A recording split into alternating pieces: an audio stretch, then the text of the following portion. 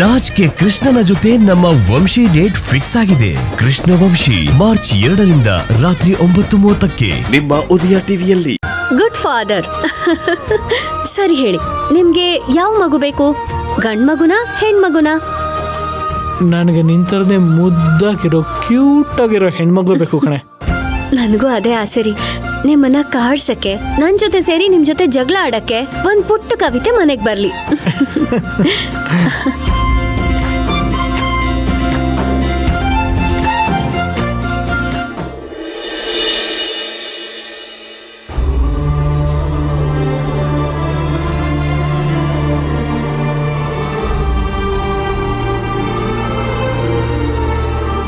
ತೇಜು, ಮಲ್ಲಿಕಾ, ದಯವಿಟ್ಟು ನನ್ನನ್ನು ಕ್ಷಮಿಸ್ಬಿಡಿ.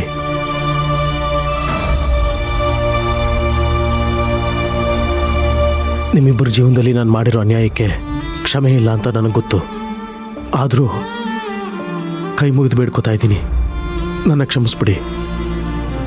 ನಾವ್ಯಾಕೆ ಕ್ಷಮಿಸ್ಬೇಕು? ಅಂತ ತಪ್ಪು ನೀವೇನು ಮಾಡಿದ್ದೀರಾ? ಹೌದು ಪ್ರಬಲ ಅವರೇ, ನಿಮಗೆ ಶಿಕ್ಷೆ ಆಗಿದ್ದು ಕಾವೇರಿ ವಿಷಯಕ್ಕೆ. ಅವಳೇ ಕ್ಷಮಿಸಿದಾಳೆ. ಜೊತೆಗೆ ಕ್ಷಮಿಸಕ್ಕಾಗದೇ ಇರೋ ಅಂತ ತಪ್ಪು ಮಾಡಿದ್ರು ಮಾವ ನಿಮ್ಮನ್ನು ಕ್ಷಮಿಸಿದ್ದಾರೆ. ಅದನ್ನ ಮೀರಿ ಇನ್ನೇನು ತಪ್ಪು ಮಾಡಿದ್ದೀರಾ ಅಂತ ನಮ್ಮ ಹತ್ರ ಕ್ಷಮೆ ಕೇಳ್ತಿದ್ದೀರಾ? 2 ಕಾರಣ ಇದೆ. ಮೊದಲನೇದು ರಘುಪತಿ ಬೆದರಿಕೆ. ಅದರಿಂದ ಎಲ್ಲರ ಜೀವನನೂ ಹಾಳು ಮಾಡೋದಕ್ಕೆ ಪ್ರಯತ್ನ ಪಟ್ಟೆ. ಆದರೆ ಅದಕ್ಕಿಂತ ಹೆಚ್ಚಾಗಿ ಅವನ ವಿಷಯದ ಮಾತುಗಳು ನನ್ನೊಳಗೆ ಅಧಿಕಾರದ ಆಸೆಯನ್ನು ಬಿತ್ತಿತು. ಆಸೆಯಿಂದ ನಾನು ಎಷ್ಟು ಕುರುಡಾಗಿದ್ದೆ ಅಂದರೆ, ತೇಜು, ಬುದ್ಧಿವಂತ ಆಗಿದ್ದೆ ನಿನ್ನನ್ನು ರೇಸು ಜೂಜು ಅಂತ ದಾರಿ ತಪ್ಪಿಸ್ಬಿಟ್ಟೆ. ನೀನು ಉದ್ಧಾರ ಆದರೆ ಅಧಿಕಾರ ಎಲ್ಲಿ ನನ್ನ ಕೈ ತಪ್ಪೋಗುತ್ತೋ ಅಂತ ಸ್ವಾರ್ಥ ನನಗಿತ್ತು. ಅದಕ್ಕೆ ಸಾರಿ ತೇಜು. ಇದರಿಂದ ನೀನೆಷ್ಟು ಅವಮಾನ ಅನುಭವಿಸಿದ್ಯಾ ಅಂತ ನನಗೆ ಚೆನ್ನಾಗಿ ಗೊತ್ತು. ನಾನು ಮಾಡಿದ್ದು ಅಕ್ಷಮ್ಯ ಅಪರಾಧ. ದಯವಿಟ್ಟು ನೀವಿಬ್ಬರು ನನ್ನನ್ನು ಕ್ಷಮಿಸ್ಬಿಡಿ. ಅಯ್ಯೋ ಬಾವಾ, ನೀವ್ಯಾಕೆ ಕಾಲಕ್ಕೆ ಬೀಳ್ತಿದ್ದೀರಾ? ನೀವು ಮಾಡಿದ ತಪ್ಪನ್ನ ಒಪ್ಕೊಂಡ್ರಲ್ಲ. ಒಬ್ಬ ಮನುಷ್ಯನ್ಗೆ ಅದಕ್ಕಿಂತ ದೊಡ್ಡದು ಇನ್ನೇನು ಬೇಕು ಹೇಳಿ? ಅಧಿಕಾರದ ಅಮಲು ನಿಮ್ಮನ್ನ ದಾರಿ ತಪ್ಪಿಸಿತ್ತು ಅಷ್ಟೇ.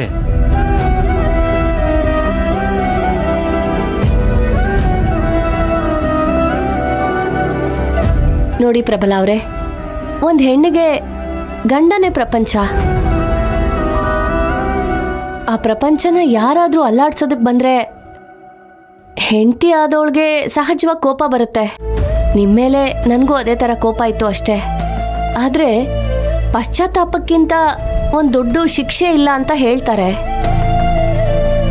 ನೀವಿಷ್ಟೊಂದು ಪಶ್ಚಾತ್ತಾಪ ಪಡ್ತಿದ್ದೀರಾ ಅಂದಮೇಲೆ ಪ್ರಾಯಶ್ಚಿತ ಆದಂಗೆ. ಇನ್ಮೇಲೆ ಯಾರ ಜೀವನದಲ್ಲೂ ಈ ರೀತಿ ಮಾಡಬೇಡಿ ಅಷ್ಟೇ. ತೇಜು, ಮಲ್ಲಿಕಾ, ಕ್ಷಮೆ ಅನ್ನೋದು ಪ್ರಬಲನಿಗೆ ಮಾತ್ರ ಸೀಮಿತ ಅಲ್ಲ. ನಾನು ನಿಮ್ಮ ಹತ್ರ ಕ್ಷಮೆ ಕೇಳಬೇಕು. ಪ್ರಬಲ ಜೈಲಿಗೆ ಹೋದಾಗ ನನ್ಗಾಗಿದ್ದ ಆಘಾತಕ್ಕೆ ನಿಮ್ಗಳ ಜೊತೆ ಜಗಳ ಆಡ್ತಿದ್ದೆ, ಬಾಯಿಗೆ ಬಂದಾಗ ಮಾತಾಡ್ತಿದ್ದೆ. ದಯವಿಟ್ಟು ನನ್ನ ನೀವಿಬ್ರು ಕ್ಷಮಿಸ್ಬಿಡಿ. ಅಕ್ಕ, ಪ್ಲೀಸ್ ಅಕ್ಕ, ನೀನ್ ಈ ತರ ಕ್ಷಮೆ ಎಲ್ಲ ಕೇಳಬಾರ್ದು. ಅಮ್ಮ ಇಲ್ದೇ ಇರೋ ನನಗೆ ಅಮ್ಮನ್ ಪ್ರೀತಿ ಕೊಟ್ಟಿದ್ಯಾ, ಅಪ್ಪನ ಜೊತೆ ನಿಂತು ಸಂಸ್ಕಾರ ಕಲಿಸ್ಕೊಟ್ಟಿದ್ಯಾ. ಅಪ್ಪನ ಎದುರು ನಿಂತಾಗ ನನಗೆ ಸಹಿಸ್ಕೊಳಕ್ ಆಗ್ಲೇ ಇಲ್ಲ. ಆಗ ಅಕ್ಕ ಅನ್ನೋದು ಮರೆತು ಜಗಳ ಆಡ್ದೆ. ಸಮಾಧಾನವಾಗಿ ನಿನ್ ಪರಿಸ್ಥಿತಿನ ಅರ್ಥ ಮಾಡ್ಕೋಬೇಕಾಗಿತ್ತು. ಕೋಪದ ಪರ್ದೆ ನನ್ನ ಕಣ್ ಮುಚ್ಚಿಬಿಟ್ಟಿತ್ತಕ್ಕ. ನನ್ನ ದಯವಿಟ್ಟು ಕ್ಷಮಿಸ್ಬಿಡು ತೇಜು, ಪ್ಲೀಸ್ ಪ್ಲೀಸ್.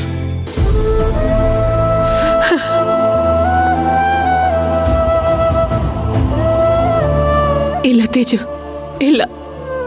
ದೊಡ್ಡವರಾಗ್ಲಿ ಚಿಕ್ಕವರಾಗ್ಲಿ ತಪ್ಪು ಮಾಡಿದಾಗ ಕೇಳೋದು ತಪ್ಪಲ್ಲ. ನನ್ನ ತಮ್ಮ ಸರಿಯಾಗೇ ಇದ್ದ.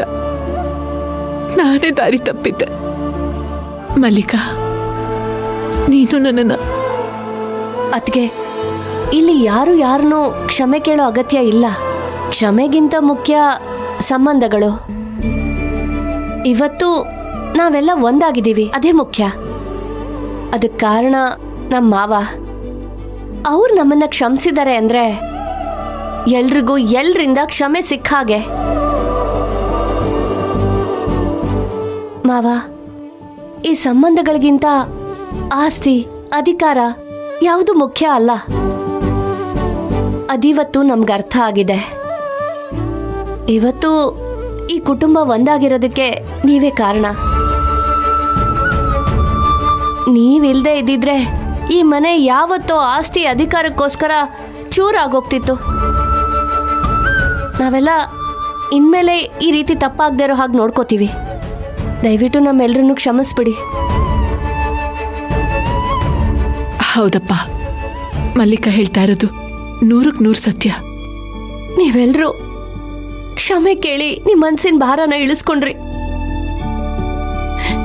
ನನಗೆ ನನ್ನ ಮನಸ್ಸಿನ ಭಾರನ ಇಳಿಸ್ಕೊಳ್ಳೋದಕ್ಕೆ ಒಂದೇ ಒಂದು ಅವಕಾಶ ಕೊಡಿ ಪ್ಲೀಸ್. ಮಾವ, ಆಸ್ತಿ ಅಧಿಕಾರದ ಆಸೆಗೋಸ್ಕರ ನಾನು ಸಹ ಯಾರಿಗೂ ತಿಳಿದಿರೋ ಹಾಗೆ ತುಂಬಾ ತಪ್ಪುಗಳನ್ನ ಮಾಡಿದ್ದೀನಿ. ನಾನ್ ಮಾಡಿರೋ ಸಮಸ್ಯೆಗಳು ನಿಮಗ್ ಮೊದಲೇ ಗೊತ್ತಿರುತ್ತೆ. ಆದ್ರೂ ನೀವು ಸುಮ್ಮನಿದ್ರಿ ಅಂದ್ರೆ ಅದು ನಿಮ್ ದೊಡ್ಡ ಗುಣ ಮಾವ. ನೀವು ದಯವಿಟ್ಟು ನನ್ನ ಕ್ಷಮಿಸ್ಬಿಡಿ ಪ್ಲೀಸ್. ಹೌದು ಅಪ್ಪ, ನೀವು ಪ್ರಬಲನ್ ಪರ ನಿಂತಿದ್ದಕ್ಕೆ ನನಗೆ ನಿನ್ನ ಮುಖ ನೋಡೋಕ್ಕೂ ಅಸಹ್ಯ ಆಗ್ತಿತ್ತು. ಕಾವೇರಿ ಸತ್ಯ ಹೇಳೋವರೆಗೂ ನನಗೆ ನಿಮ್ಮ ಉದ್ದೇಶನೇ ಅರ್ಥ ಆಗ್ತಿರ್ಲಿಲ್ಲ. ಅಪ್ಪ ಏನೇ ಮಾಡಿದ್ರು ಅದ್ರ ಹಿಂದೆ ಒಂದು ಬಲವಾದ ಕಾರಣ ಇರುತ್ತೆ ಅಂತ ಅನ್ಕೊಂಡಿದ್ದು ನಾನು. ಯಾವುದೋ ಒಂದು ಒಳ್ಳೆ ಕಾರಣಕ್ಕೆ ನೀವು ಈ ಥರ ನಿರ್ಧಾರ ಮಾಡಿರ್ತೀರ ಅಂತ ಒಂದು ಸಣ್ಣ ಯೋಚನೆ ಕೂಡ ಮಾಡಲಿಲ್ಲ. ನನ್ನ ಬಗ್ಗೆ ನನಗೆ ಅಸಹ್ಯ ಆಗ್ತಿದೆ ಅಪ್ಪ. ದಯವಿಟ್ಟು ನನ್ನ ಕ್ಷಮಿಸ್ಬಿಡಿ. ಮಕ್ಕಳು ಚಿಕ್ಕ ವಯಸ್ಸಿನಲ್ಲಿ ನಡೆಯೋದನ್ನ ಕಲಿವಾಗ ಎಡುತ್ತಾರೆ. ಆಟ ಆಡುವಾಗ ಅಪ್ಪ ಅಮ್ಮ ಅಂತನೂ ನೋಡದೆ ಎಷ್ಟೋ ಸಲ ನಮ್ಮ ಎದೆಗೆ ಓದಿತಾರೆ. ಎಷ್ಟೋ ಸಲ ಸಣ್ಣ ಪುಟ್ಟ ವಿಚಾರಕ್ಕೆ ನಮ್ಮೇಲೆ ಕೋಪ ಮಾಡ್ಕೋತಾರೆ. ಆದರೆ ಆ ಮಕ್ಕಳ ಸಂತೋಷ, ಆ ಕೋಪ, ಆ ಎಲ್ಲ ವರ್ತನೆಗಳು ನಮಗೆ ಸಂತೋಷನೇ ಕೊಡುತ್ತೆ. ಆದರೆ ಬೆಳೆದ್ಮೇಲೆ